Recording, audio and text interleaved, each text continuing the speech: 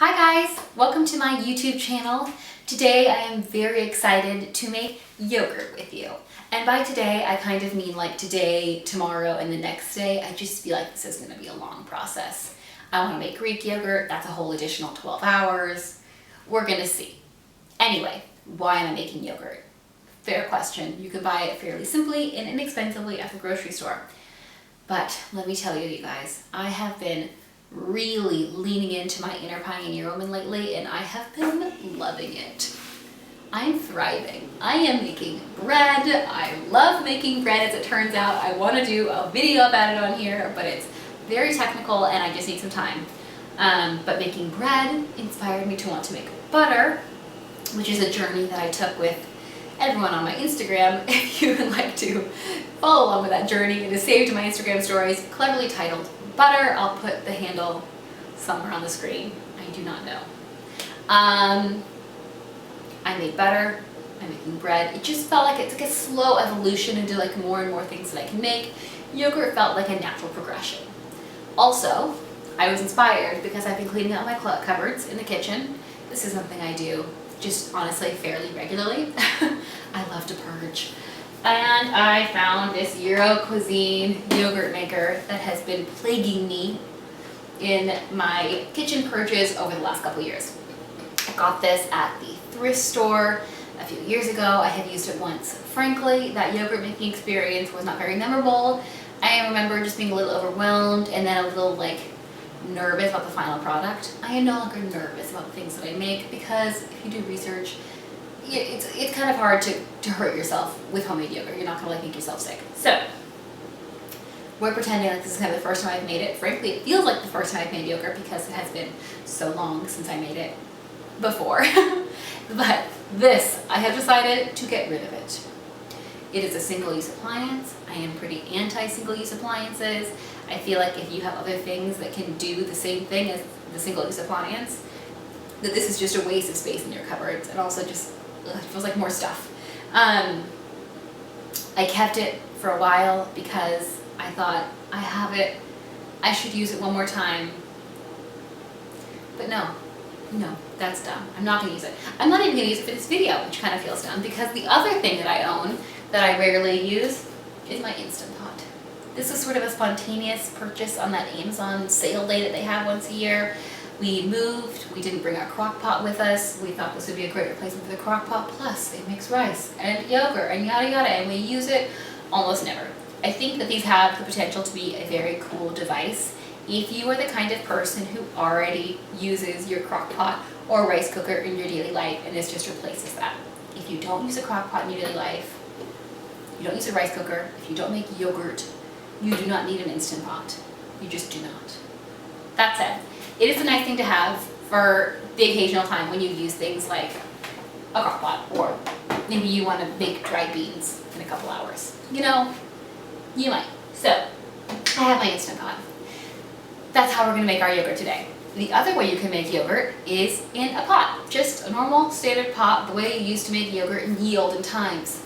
I had initially thought maybe I should do this video using that technique because it felt like the technique that was most applicable to the widest range of people who might watch this video, because if you don't have an Instant Pot and you don't have a yogurt maker, you probably have just a pot. That said, I rarely use this and I really want to put it into action. So as we go along, this is how I'm going to make my yogurt. I'm going to discuss how you can also make it in a pot. I'm going to discuss how you can make it in this yogurt maker if you want a yogurt maker or if you already have one. Basically, the process for all of them is pretty similar. What you're doing is you're taking milk, you're heating milk up, you're cooling the milk down, you're adding yogurt to the milk, and then you're keeping it at this nice, cozy, warm temperature for an extended period of time while it turns into yogurt. So the difference between doing it in an Instant Pot and a yogurt maker is that it just simplifies the process. The heating and the cooling doesn't really simplify that part of the process, but what it does is it helps you easily keep it at that nice, easy temperature that you want it to be for 12 to 24 hours while it's turning into yogurt. So, what do you need to make yogurt? Turns out, not very much, which I love. So, you're going to need whatever device you're going to make your yogurt in, be it an Instant Pot, a yogurt maker, or a pot. You're going to need a thermometer, and you're going to need either a spoon or a whisk. Other than that, the basics, you will need half a gallon of milk and 4 ounces of yogurt. As in all cooking that you do, the better quality ingredients that you use, the better the product that you're going to end up with. I went with organic. I couldn't find a low pasteurization milk where I went shopping, but ideally a low pasteurization milk is better as well, and you want to make sure you use whole milk. For your yogurt, you want to make sure, again, that you use an organic, as ideally low pasteurization yogurt with live cultures, and you want it to be plain yogurt with no sugars or flavors or anything added into it. I've done a couple steps to get to where we are right now, where I'm talking to you filming, just to kind of speed the process up. The first thing that I did was clean out my Instant Pot. This isn't a requirement for making yogurt. I just did it because I wanted to make sure that my yogurt wouldn't taste like bone broth, which is pretty much all that I make in my Instant Pot. And the other thing that I did is the very first step to making yogurt, which is heating up the milk. So I poured in half a gallon of milk into my Instant Pot. I put it on the saute, and I let it sit for about 10 minutes. Mind you, I stirred it really regularly with a whisk, just to make sure that the yogurt wouldn't burn to the bottom of the pot and that it doesn't get a weird film on the top. And I left it on the saute, stirring every once in a while until my thermometer read 180 degrees. So, heat the milk until 180 degrees, stir it. Very simple. The reason I do this ahead of time is because the next step is to bring the milk back down to temperature. So my milk is now ready for the next step of the process, which is adding the yogurt in. So I heated the milk up to 180 degrees, and now it's at about 112 to 115 degrees. I think it's probably a little cooler now because I have been jabbering at the camera for so long. But basically you want to cool the milk down to the temperature of the milk that you would give a baby. I don't have a baby, I don't know what that temperature is. Apparently it's 112 to 115 degrees, but that's why I use my handy dandy kitchen thermometer, so I can tell. So heat your milk, cool your milk. Our milk is now ready to add the yogurt to. We grab the yogurt. Okay, have the yogurt. I just measured out 4 ounces before doing this, so I wouldn't have to measure it out. I'm going to add my 4 ounces of yogurt to the Instant Pot. Kind of messy. And I'm going to whisk that in so it's all combined. Okay. And now we're pretty much at the step where we leave the yogurt to do its yogurt thing. So the point of heating the milk is to purify the milk, and that you also change the protein structure of the milk so that it will solidify instead of separating when it cools. And then we add the yogurt because the yogurt adds the yogurt cultures back into the milk. Otherwise it wouldn't turn into yogurt.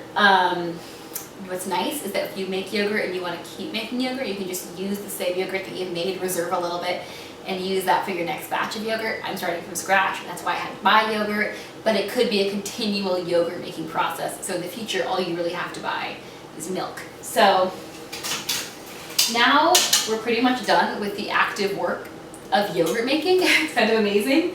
I am going to put the lid on the Instant Pot. I have taken the plastic ring out of the lid because I think this is what has a lot of the flavor that when you cook from the Instant Pot, like the flavor stays in the ring and you don't need it. So it's just going to give us a cleaner, more pure tasting yogurt. I'm going to put my lid on, and I'm going to leave it on the venting setting, not the sealing side of the yogurt. And I'm going to put it on yogurt and kick my time all the way up to 24 hours. I would probably stop it before 24 hours, but that's about the time. From 12 to 24 hours is the range in which you would leave it to cook. What's cool though about doing it for a long amount of time is the longer you cook it, the more lactate you take out of the milk, which is like what's hard for your body to digest in milk. So if you're like lactose intolerant, the longer you cook the yogurt, the easier it's going to be for your body to process. I just feel like the longer the better in terms of digestion for me too. I don't think that my stomach always loves a lot of milk, so I might as well make it the best and easiest for my body to digest. And that's really it. It's now going to just cook away. If I was using my Euro Cuisine yogurt maker, I would have heated my milk in a separate pot on the stove, cooled it down the same way. You can do like an ice bath in the sink. You can just let it sit out like I did to come down to temperature, however you want to do it. In a pot, you would heat your milk, you would cool it down, you would add your yogurt, and then you take the mixture and you would put it in these little cups until it was full. You put it in here, you put a little bit of water in the bottom of your yogurt maker, and you turn this on, and you set it to the amount of time that you want the yogurt maker to work for. If you're making your yogurt in a pot, you would heat your yogurt just like you have been in the pot that you're going to use for the whole process. It's a one dish deal, which is amazing. You bring it back down to temperature like we've been doing. You would add your yogurt into it, and then there's a couple different ways that you can kind of like try to preserve the temperature. Like if you're making bread, you put it in a proofing oven if you are so lucky to have a proofing oven. I have seen people wrap it in blankets. I've seen people wrap it in a blanket and put it in a cooler because that really seals in the temperature, the ambient temperature around the pot. You can put it in your oven with the light on but the oven off. Okay, so it's the next day and it's time to strain the yogurt.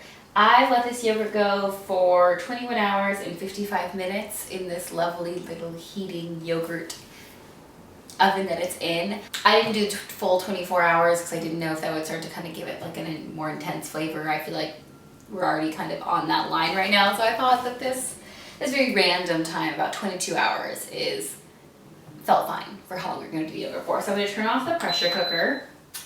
And I didn't have it on the ceiling. It's been on venting this whole time, so I don't have to worry about any explosions or anything. And wow, oh wow, do we have yogurt. Let me see if I can get a second cam visual of this. So here is our yogurt. I didn't take an overhead shot of what it looked like yesterday, but it was pretty much foamy milk.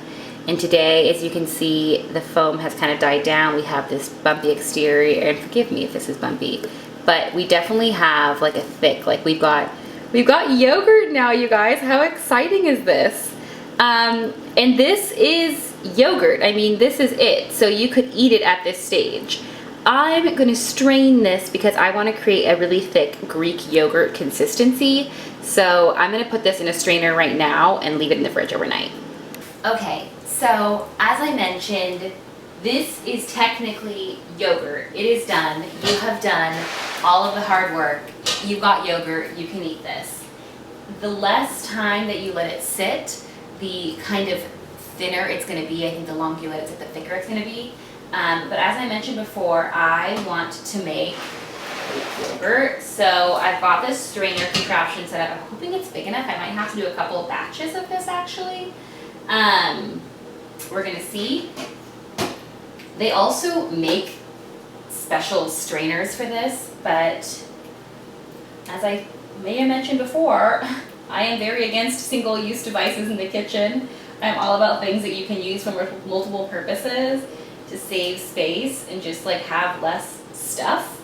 So that's what I'm gonna do. Okay, it looks like I need another strainer, but I'll do that separately. Pretty much, this is our yogurt. I'm going to put saran wrap over the top of this, and I'm gonna leave it in the fridge for about 12 hours. I think 12 hours is actually gonna be a weird time for me to check on it because it's gonna be the middle of the night. So what's probably gonna happen with this is that I'm gonna put it in the fridge right now, and I'm gonna check it tomorrow. And I'll check back in with you guys. We're gonna see if my consistency changed. And we're gonna taste it. I'm very excited. Okay, a few different things I feel like I forgot to mention. I lowered the camera a little bit if it looks weird, but I realized you couldn't see the actual yogurt in bowl in the last shot. And I didn't mention what my straining contraption was. So what I'm using to strain the yogurt instead of a Greek yogurt strainer is a bowl, a sieve, and a piece of cheesecloth, and I've doubled my cheesecloth so it's extra strong. And I'm also going to insert a picture somewhere sooner or after from this exact moment of the yogurt so you can get a better look at it. I don't think I can like turn it very well so you can see it, but you'll note it's kind of chunky looking. So if I was to stop at this stage and just use this for my yogurt, I would whisk it together really well to get a nice consistency. Obviously, as I mentioned, I'm gonna strain it. So I'm gonna strain this, and then afterwards, before I put it into my yogurt cups, I'm gonna whisk it together. So you get a really smooth, beautiful, creamy yogurt instead of something that's chunky, because I don't feel like anyone's interested in chunky dairy. Also, fun fact, my understanding is the stuff that separates out from the yogurt is the whey. And there is a lot apparently that you can do with the whey. So the kind of, it's like a watery looking substance that's going to separate out from the yogurt. I think it's the same stuff that when you buy yogurt, you'll note there's kind of like a watery film that appears on the top of the yogurt after a while it's been in your fridge. That whey, apparently, there's a lot of stuff you can do with it. I haven't done further research into that. I don't think I'm gonna save it this time. Potentially, if I get really into yogurt making, I'll save it next time, but we shall just see. This one already has been mixed around a lot more, and I don't know if this is gonna get in the shot, but looks a lot smoother. And it's kind of gelatinous, it's shaken a bit, and it smells like yogurt, another thing. It has that yummy, kind of slightly sour, creamy smell of just like a fresh, plain yogurt that you get at the grocery store. So I mean, I'm feeling pretty excited. This is pretty official looking. And this one, because it was stirred more, I will say, looks a lot better than this one. Anyway, I'm gonna saran wrap these and put them in the fridge, and I'll be back in a few seconds to you, but tomorrow to me. Okay, it's the next day, and it's pretty much the end of our yogurt making journey. I've just gotten these out of the fridge, and I've taken the saran wrap off the top, and the difference from yesterday to today is amazing. These were full yesterday, these sieves of the yogurt mixture. It was also really liquidy and kind of like not 100% homogeneous yogurt mixture. Today, on the other hand, it has like really sunken down. There's a big curve in here where it's all just sunk to the bottom of the sieve. It is super creamy and thick looking. There's none of that liquid that was there yesterday. It's been draining, mind you, for a long time. I probably could have done this last night, but I didn't want to. So here we are today, the next morning. What I could have done instead of using 2 sieves probably would have been to put the yogurt mixture in here from the Instant Pot, let it sit for a couple hours in the fridge, and then just put the rest of the mixture in from the Instant Pot on top of it. I think it would have sunk down enough by then, and then I wouldn't have had to do 2 bowls, 2 sieves, 2 cheesecloths, but whatever, it doesn't really matter. It's amazing. So I'm going to insert footage here right now, kind of like close-up of what it looks like. And also, the amazing part is just how much whey is on the bottom of these bowls. So much liquid drained out of these. And so that's kind of the difference between a Greek yogurt, which is really thick and creamy, and just your typical yogurt is just getting all that liquid out. It's just amazing how much came out. I'm surprised. You can save the whey, like I mentioned, and do other things with it. I'm not going to this time. I feel like I've got enough going on kitchen-wise in my life. And something to note is maybe you've drained this and you're like, actually I wish that I had drained it a little bit less and my yogurt was a little bit more liquidy instead of being really thick and creamy.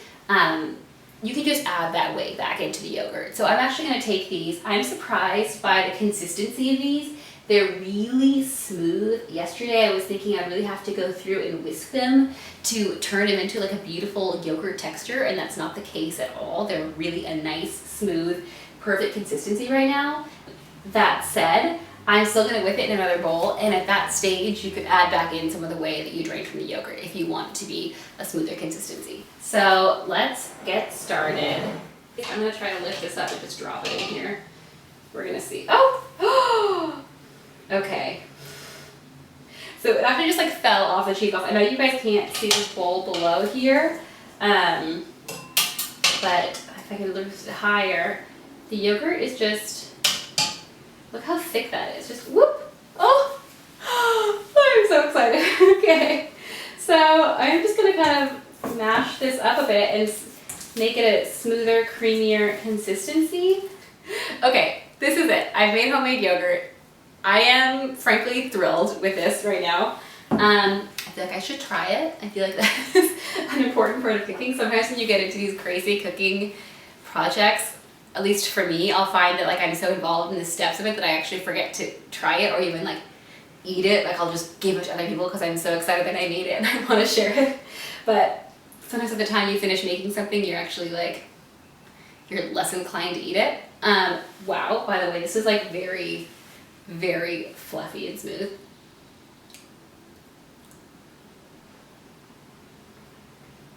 Oh yeah. That is good. That is thick. Like stick to the roof of your mouth a little bit thick, if you know what I mean. Which to me is appealing. Oh my gosh. That is really good. Okay, I'm not gonna double dip. So now you're done with your yogurt. Pretty much this is it. I am going to make a couple little fun yogurt jam cups because my boyfriend's like favorite thing to buy at the grocery store, he like loves yogurt, is the yogurt with the jam specifically on the bottom. Okay, these are obviously large. I am not gonna fill these all the way up. I just have this size jar. So use what you have in your kitchen to make it work. So let's see.